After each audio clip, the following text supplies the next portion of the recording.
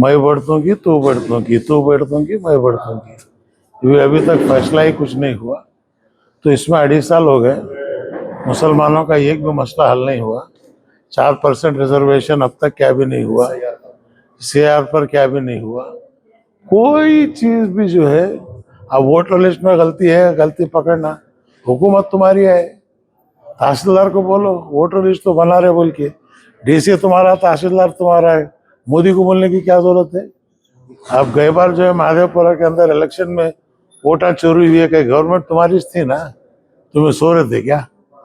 मोदी होशियार है, उन्हें जाग रहा था, तुम्हें सो रहे थे, सोए सोया हारा, जागा सोया जीत को गया।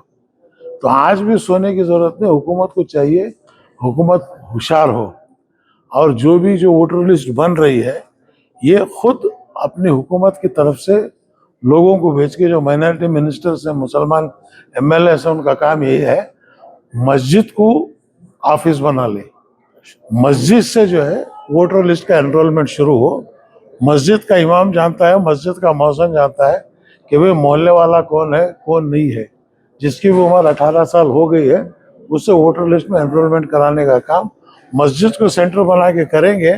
तो जो है मस्जिद नबी से जो ताकत निकली थी वही ताकत हमारे मसाजिद में आ जाएगी।